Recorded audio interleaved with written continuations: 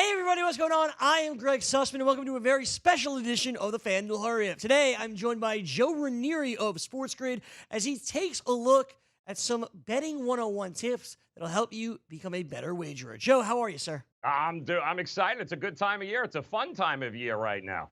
Absolutely, so much going on, so much money for you to win as long as you're smart about it. So let's take a look at just exactly how you place a bet. We'll begin with placing a bet against the spread. What does that mean?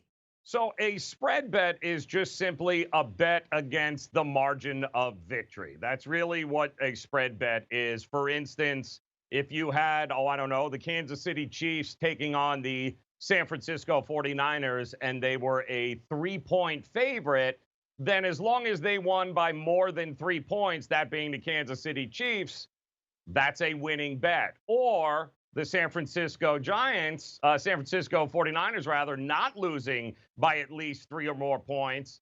Well, that would be a winning bet as well. So you're basically betting simply on the margin of victory.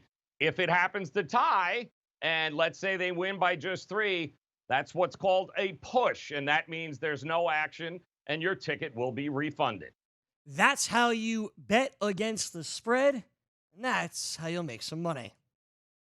Up next, Joe, what is the difference between a bet against the spread and a bet on the money line? So betting on money line is the most common way to bet, certainly on, let's say, baseball and the NHL, where the margin of victory does not necessarily, spreads don't come into play nearly as much. You are simply betting on who you think is going to win the game. And the bigger the favorite, the more money it's going to cost you to back that favorite. And of course, the underdogs, we all know, in sports betting, especially if you're new, if a team is an underdog, chances are there's a little bit more money to be made if they win. So a money line bet is simply betting on who's going to win straight up. On the money line, all you got to do is pick the winner straight up, and you'll be a winner. All right, Joe, up next for us, we have an over or under. We see a game total, but what does over under mean?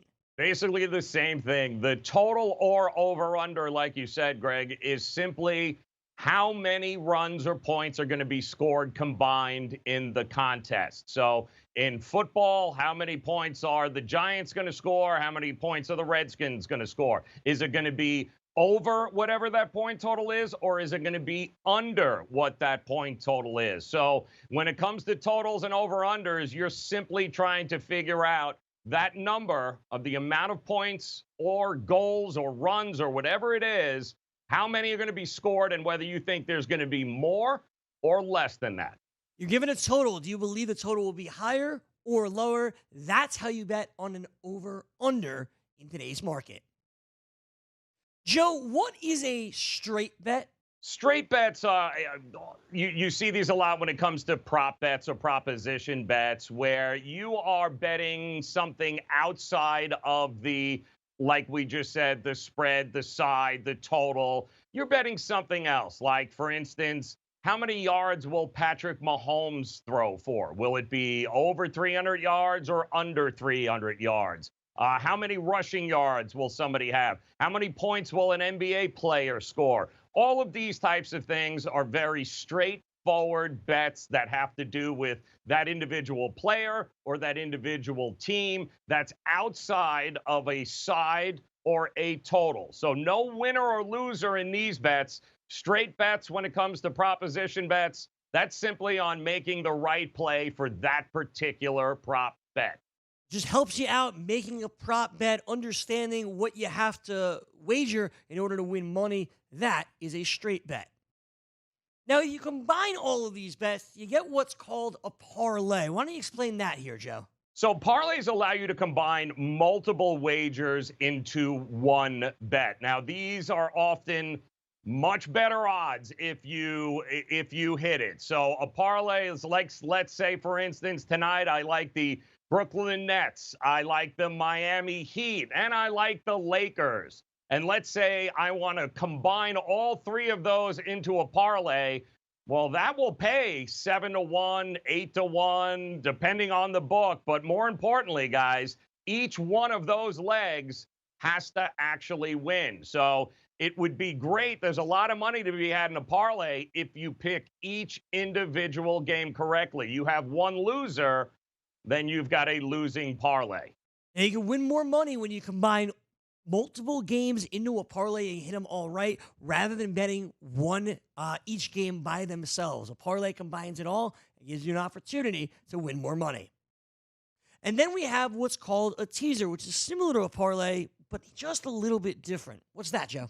So teaser betting involves two or more different point spreads or total wagers together. So for instance, again, we'll use the Kansas City Chiefs. Let's say the Kansas City Chiefs were a 10-point favorite going up against the San Francisco 49ers. I could, let's say, take a 6-point teaser and take that number down from 10 to -4.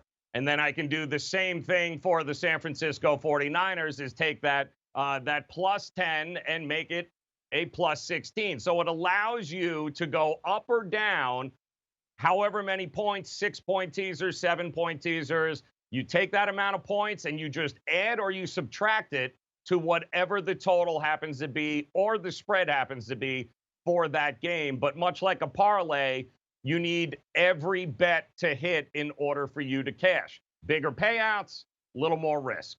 That's right. Bigger payouts here when you combine all of these games, but there is the risk there. And of course, when you're teasing games up or down, the amount of money you can win changes as well. So make sure you understand that when you're placing your bets. That's going to do it for us here on the FanDuel Hurry Up. We hope you learned a little bit more about wagering and betting, and hopefully you'll win some money soon. Joe Ranieri, thanks so much for joining me. Appreciate it, Greg. Good luck, guys. Tomorrow we'll be joined by Jim Sonis and Davis Maddock as we take a look at the PGA Tour here for this week. Have a great night. We'll see you tomorrow.